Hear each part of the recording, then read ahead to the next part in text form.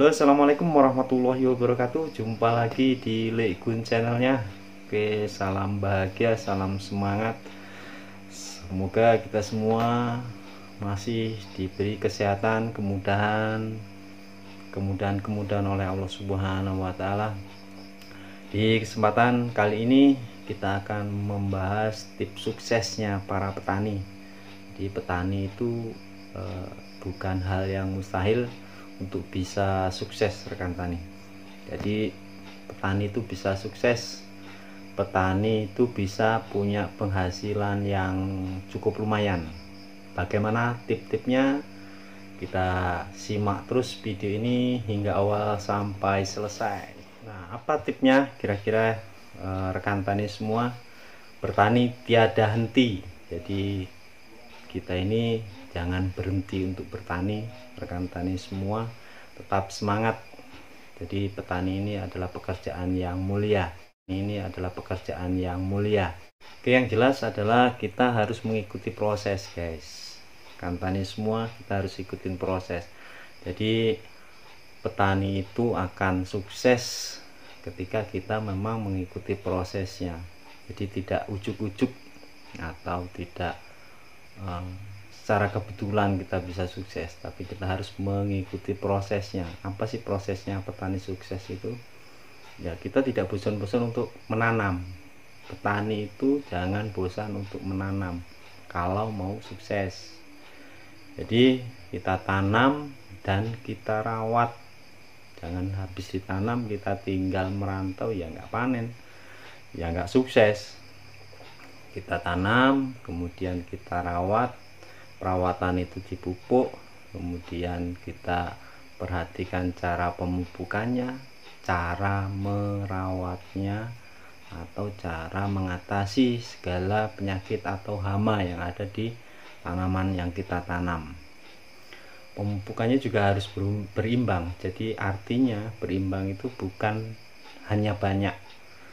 Di berimbang itu sesuai dengan kebutuhan dari tanaman yang kita tanam. Jadi prosesnya step by step itu kita ikuti, tahap demi tahap kita ikuti. Mulai tanamnya juga bibitnya harus bibit unggul. Jangan bibit asal-asalan kita tanam, ya hasilnya pun nanti nggak maksimal. Yang pasti kita tanam dengan bibit yang unggul, kita pilih bibit yang terbaik. Nanti kita rawat, kita pupuk yang sesuai dengan anjuran atau sesuai dengan kebutuhan tanaman.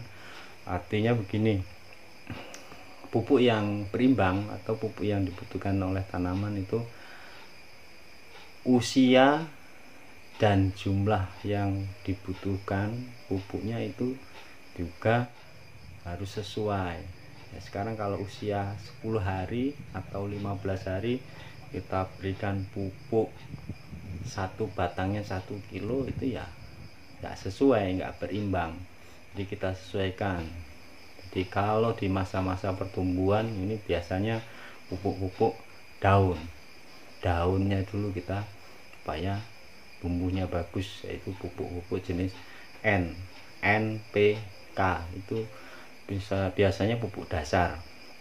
Kemudian pupuk dasar yang alami yang mungkin mudah petani itu dapatkan itu adalah pupuk-pupuk organik.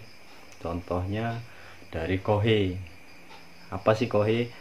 Kohe itu adalah kotoran hewan, itu sebagai pupuk dasar yang bagus sekali dan itu awet. Kalau pupuk-pupuk yang kimia ini pupuk-pupuk yang dia hanya spontan, begitu dipupuk baru kelihatan langsung hasilnya. Tapi kalau pupuk organik dari kotoran hewan ini perlahan semakin lama semakin bagus. Nah, ini disarankan juga untuk pupuk organik atau kotoran hewan ini sebagai pupuk untuk perbaikan lahan kita. Jadi kalau sudah lama kita selalu pakai pupuk kimia, sekali waktu kita coba dengan pupuk organik. Nah, ini semoga bisa kita coba bersama, nanti kita lihat hasilnya. Setelah kita pemupukan, kita perhatikan perawatan dari hama dan penyakit. Jadi kita bedakan ini penyakit ataupun hama. Nah, itu kita harus update terus, update penyakitnya apa, hamanya apa, nah, cara penanggulangannya apa. Zaman sekarang mudah rekan tani semuanya ada di Google, ada di YouTube. Kita bisa belajar dari media-media sosial yang ada bagaimana cara menanggulanginya, kemudian apa sih obatnya, itu banyak sekali. Yang pasti kita pahami bahan aktifnya. Terkadang di daerah yang berbeda itu tidak ketemu kalau kita cari merek dagangnya. Yang pasti kita lihat bahan aktifnya apa, kemudian kita ke toko pertanian, kita tanya bahan aktifnya. Jadi obat hama yang bahan aktifnya ini apa. Nah itu, jadi bukan merek dagangnya yang kita lihat, tapi kita harus tahu bahan aktifnya. Nah kemudian setelah perawatan, kalau semuanya tahap demi tahap sudah kita lalui, nah ini tinggal yang terakhir adalah berdoa. Jangan lupa kita ini harus juga berdoa, karena semuanya itu adalah kehendak yang kuasa. Walaupun kita sudah berusaha berikhtiar, kita sudah berusaha keras, berusaha sekuat tenaga, kalaupun kita itu belum diizinkan, ya juga akan susah. Contohnya hasilnya melimpah, hasilnya banyak, tapi terkadang harganya yang kurang cocok, kurang sesuai dengan harapan kita. Makanya kita tetap selalu harus juga berdoa. Nah, jadi step by step itu kita harus ikuti. Nah, kita harus belajar, terus belajar. Jadi kita jangan berhenti belajar, kita jangan monoton. Bertani dari dulu sampai sekarang ya begitu-begitu aja. Kita harus update terus. Informasi ada di mana-mana. Zaman sekarang gampang guys, kita buka HP Android sudah banyak. Jadi rekan tani semua bisa belajar. Di situ kita manfaatkan media elektronik sebagai bahan pembelajaran.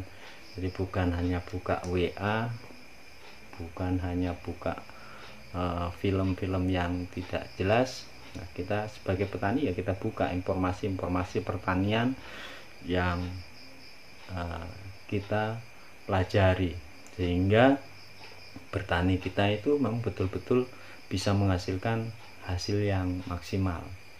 Sebagai contoh, misalnya kita sudah pupuk, sudah kita olah tanahnya, ternyata tanamannya tidak bisa sesubur yang kita harapkan. Apa masalahnya? Mungkin banyak petani yang belum tahu. Jadi ada permasalahan sebetulnya.